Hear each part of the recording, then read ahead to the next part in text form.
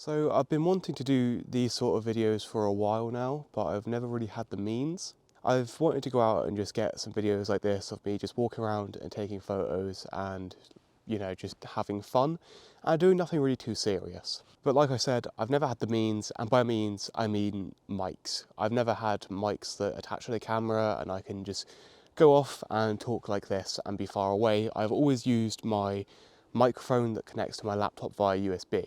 But since I started YouTube, I've been wanting to do videos like these, but recently and within the past 6 months, I'd say, I've done nothing but sit down and talk to the camera in my room while showing clips of me being outside. But I really want to change that going on in this year. I want to get out more, I want to make more videos like this, where I'm just walking around taking photos, and these photos don't have any meaning whatsoever. I'm just testing out this camera here, the Fujifilm x100V. This is not my camera. I'm not going to pretend like it's my camera. One of my mates from uni called Elsa actually gave it to me in one of my last learning large format videos, and I haven't really used it much since then. She gave it to me back at the start of December, or midway through, and I've used it once after getting it, but now within the past week I've been trying to get out as much as possible and use it a lot more, because I do really want to make some videos about this camera before I give it back to her. So I guess this video is the first one of those videos. I'm just in this place called Steeple Hill or something. It's near St Ives. I'm with Jen, she's behind the camera. And yeah, I'm just walking up a hill taking photos really, no meaning to them whatsoever. None of this video is scripted like I usually do.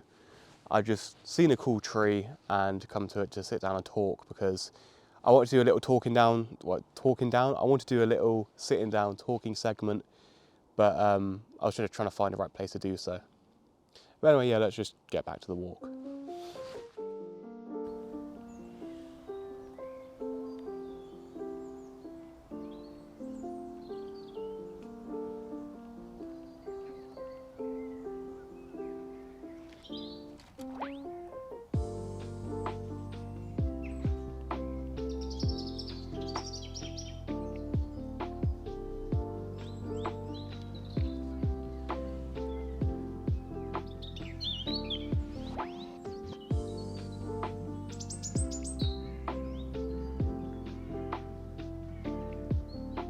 So you can expect a lot more of these videos coming this year, because for one, I want to make use of this equipment that I've now got, and two, this year I have gained a lot of weight. Me and Jen are now fat fucks. I've gained 3 stone or more, and now around 20-ish stone, and I want to lose a lot of that, and getting out and doing these videos is going to help. I'm already out of breath and dying, so I need to get fitter and lose some weight, because I've got a big belly here. You're such a good mountain climber.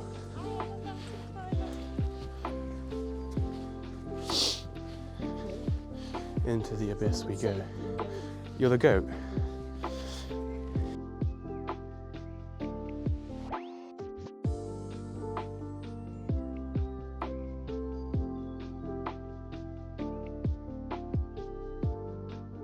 So if you're wondering what mic I've got a Rode Wireless Me.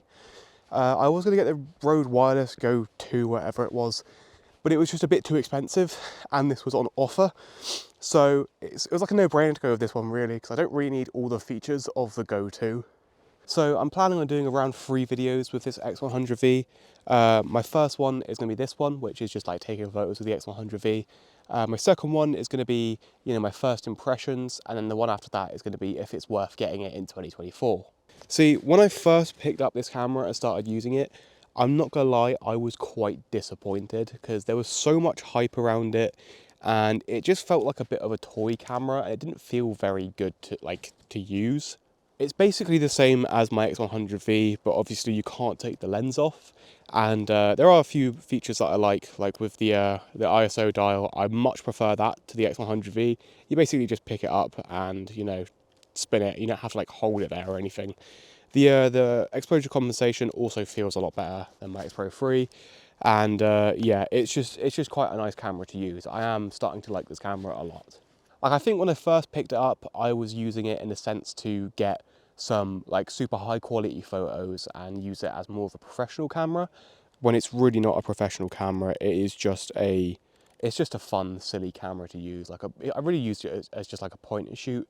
I was using it the same way that I would use my Sony, but now I'm just using it more as a point and shoot. This is not how the camera looks like just straight out of the box. Elsa actually gave it to me with a few different like attachments that you can put onto it, like this lens hood that comes off and makes the lens a lot smaller. I've got this leather strap around it, and I've also got this thumb grip, which is a lifesaver. If this wasn't on the camera, then honestly I don't think I could hold it. Like it's just terrible the way it is without the thumb grip. So that there just makes it so much better, and it also moves out the way so you can quickly control your shutter speeds. But without all the attachments on this camera, it is so much smaller. I'll quickly just take them all off and just show you it.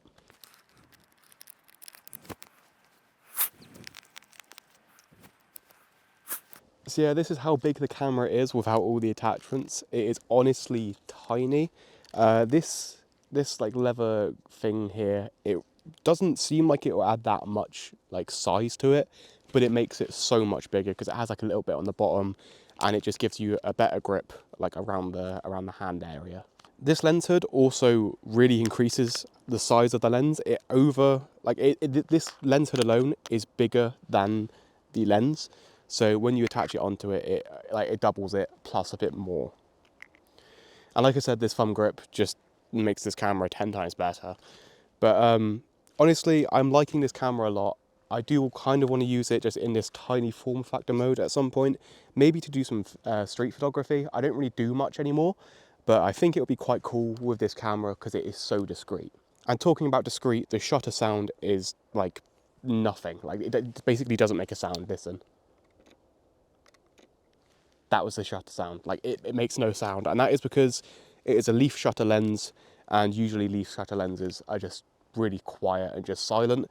Like if you've ever used a Mamiya 7 that has a leaf shutter lens, and it barely makes a sound compared to most medium format 6x7 cameras. Like if you look at a Mamiya RZ67 and you take a photo on that, you feel like you've just like shot someone.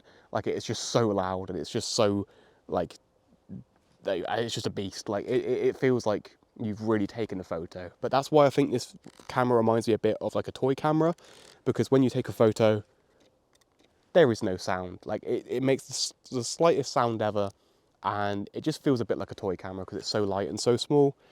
But yeah, I am quite liking it. It doesn't feel very serious, and it feels like you can just use it as a point and shoot, which I am. Jen, some people walked past and I felt really awkward. They walked down to there, stopped there, started staring at me as I was talking, and they walked on about like, I don't know, like 10, 15 seconds later. So this is the tree that I mentioned earlier when I said, oh, there's a cool tree up there. I want to get some sort of photo around here. So I think this is probably the closest I can get, and it looks like shit. I'll go further back where the camera is. This looks better. Yeah, 100%.